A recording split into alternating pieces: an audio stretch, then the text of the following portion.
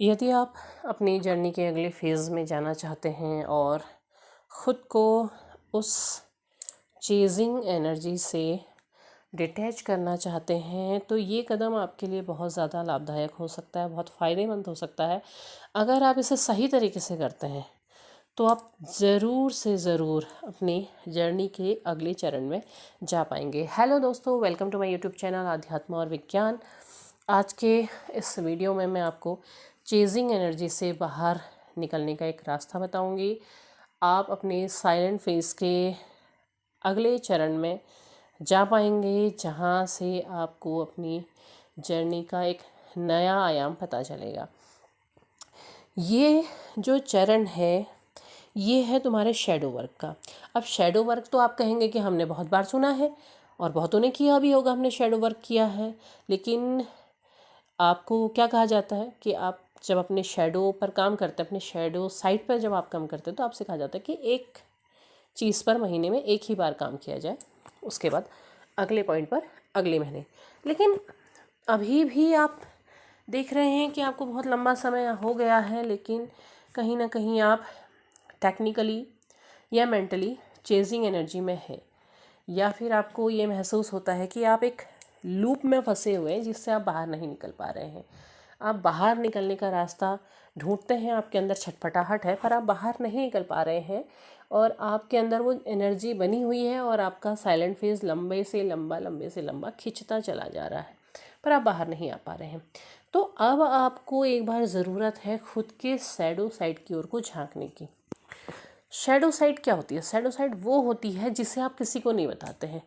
कोई ऐसी घटना, कोई ऐसी चीज़ जो आपकी लाइफ में कभी हुई और आप उसे किसी को बता नहीं पाए, या कोई फिर ऐसा साइकिल जो रिपीटिवली है।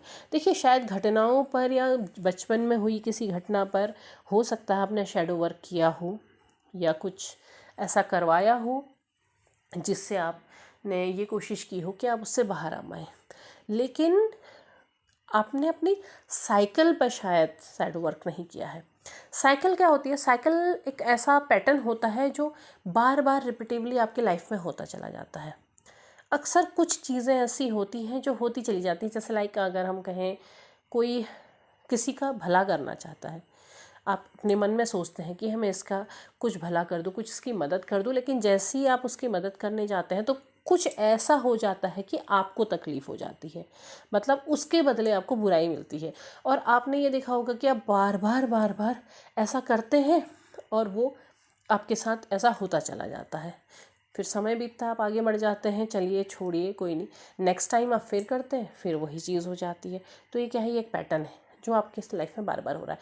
या फिर कुछ लोग किस में होता है कि आप फ्रेंड्स बनाते हैं, आप दिल से दोस्ती करते हैं जिसके साथ दोस्ती करते हैं, लेकिन जिसके साथ आप दोस्ती करते हैं आपको धोखा मिल जाता है। एक पैटर्न है, आपको मिला, आपको बचपन में मिला, फिर आप थोड़े बड़े हुए, थोड़ा हुए, हर बार आपके साथ ऐसा कुछ हो रहा है जहाँ पर आपको धोखा मिल रहा है। ये एक पैटर्न है, ठीक। या फिर आप किसी के साथ रिलेशन में जाते हैं, आपके एक एज के बाद किसी के साथ आप रिलेशन में गए, लेकिन बहुत ही जल्दी वो ख़त्म हो गया, उसके बाद फिर आप आगे बढ़े, फिर ख़त्म हो गया। ऐसे कई बार रिपीटिवली आपके लाइफ में हुआ है। अब इसमें से आपने क्या चुनना है? इसमें से आपने ये नहीं चुनना है कि मेरे साथ हर बार बुरा हुआ, हर बार मुझे दुख मिला, हर बार मुझे ही परेशानी झेलनी पड़ती है, या फिर हर बार मुझे ही रोना पड़ता है। नहीं, ये नहीं चुनना है आपने। दुख, आंसू, आपने कुछ भी नहीं चुनना है। आपने उसमें से ये ढूंढना है कि आप कहाँ पर गलत कर रहे हैं, आपकी वजह से कितनी बार किसको कष्ट हुआ। हो सकता है कि आपकी, जैसे दोस्ती की अगर मैं बात करें कि दोस्ती में आपको धोखा मिल गया, तो दोस्ती में जब ये घटना हुई उसके जस्ट पहले आपसे क्या हुआ? आपने कुछ ऐसा बोल दिया, आपने कुछ ऐसा कह दिया, या आपके कारण कोई बात हुई, तो आपने उस हिस्से को चुनना है। अब उस हिस्से को आप कब चुन सकते हैं? जब आप अपने आप को एनालिसिस करेंगे, आत्मविश्लेषण करेंगे, जब आप खुद को तलाशेंगे शांत होकर के, एकदम शांत मन, पूरी तरह। जब आपका मन शांत होगा तब आप बहुत अच्छे से देख पाएंगे, और जब तक आप उस स्टेज में नहीं पहुंचेंगे तो आप नहीं देख पाएंगे। हो सकता है आज आप इन बातों से एग्री ना करें, लेकिन आप आने वाले कुछ समय के बाद इन्हीं बातों से एग्री करने लगेंगे, तो इस चीज़ को आप ज़रूर देखिएगा। तो आपने क्या करना है? उन चीज़ों को चुनना है, अब उसे क्या करना है, आप शांत हो जाइए, बिल्कुल शांत, आप एकांत में बैठ जाइए और अब उन्हीं सारे पैटर्न्स को रिपीटिवली, कहाँ से, शुरू से लेकर के अभी तक जितनी बार वो पैटर्न हुए, जो कोई भी लोग उनके साथ जुड़े रहे, उस चीज़ को आपने शांत होकर के ध्यान करना है कि कौन कौन लोग उस पैटर्न में शामिल थे और किस किस के प्रति आपसे गलती हुई। ठीक है, आपने याद करना है, आपने बहुत शांति के साथ, धीरे धीरे, धैर्य के साथ उसे याद करना है कि आपने क्या क्या किया था या जो कुछ भी हुआ था। अब आप उसे क्या कर सकते हैं, अब आप उसे एक पेपर पेन लीजिए और उसमें आप लिख सकते हैं। आपने लिखा कि इसके प्रति मेरे से ये गलती हुई, मैंने उसके लिए ऐसा व्यवहार किया, अगली बार नेक्स्ट पर्सन ऐसा हुआ। हर बार हर किसी को याद करके आपने उसे नोट कर लेना है, नोट कर लेना पूरे ध्यान से हर चीज़ को। आप पूरी कहानी मत लिखिए, बस आप उस व्यक्ति का नाम लिख करके भी आप कि मेरे से ये गलती हुई, आप उसे लिख सकते हैं कि मैंने ऐसा किया। अब आप जब शुरू से लेकर के लास्ट तक सारी चीज़ें लिख लेते हैं तो वो लोग आपके सामने नहीं है, तो आप उसमें लिख सकते हैं नीचे कि मैं इन सभी से माफ़ी मांगती हूँ जिनके प्रति मेरे द्वारा गलत हुआ था। ये मेरे लाइफ का एक पैटर्न था जो यूनिवर्स के द्वारा मुझे दिया गया था, मैं नहीं समझी, लेकिन मेरी वजह से इन लोगों को कष्ट हुआ, तो इसके लिए मैं माफ़ी मांगती हूँ। हे यूनिवर्स, मुझे इस चीज़ के लिए क्षमा करें, मुझे माफ़ करें और मैं आपसे माफ़ी मांगती हूँ, मैं आपके सामने सरेंडर हूँ, प्लीज़ मेरी इस गलती के लिए मुझे क्षमा करें। अगली बार खुद से कहें कि मैं इसके लिए खुद को भी क्षमा करती हूँ, उनसे अगर मेरी तरफ कोई गलती हुई थी मैं उन्हें भी क्षमा करती हूँ और यूनिवर्स से इसके लिए माफ़ी मांगती हूँ और इस पैटर्न को मैं यहीं समाप्त करती हूँ। Thank you universe, thank you universe, thank you universe. इसके बाद आप पूरी तरह सरेंडर मोड में हैं, आप एकदम शांत हैं।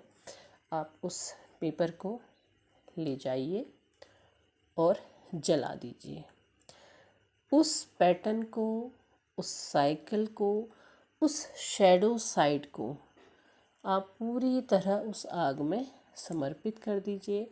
अपने मन की उस बुराई को वहीं जला दीजिए और वो उसी की राख के साथ वो समाप्त हो जाएगा। तो आप महसूस करेंगे कि आपके अंदर से एक भार कम हो रहा है, एक हल्कापन आ रहा है और आप जब इससे मुक्त होंगे तो आप खुद को पहले से ज़्यादा शांत पाएंगे, पहले से ज़्यादा चेजिंग एनर्जी में नहीं पाएंगे। याद आएगी पर आप चेज़ नहीं करेंगे, दोनों चीज़ों में फ़र्क हो जाएगा।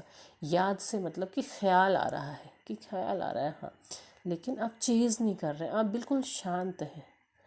अब आपको वो क्रेविंग नहीं हो रही है, आना जाना, ये सब चीज़ बिल्कुल हट जाएगा।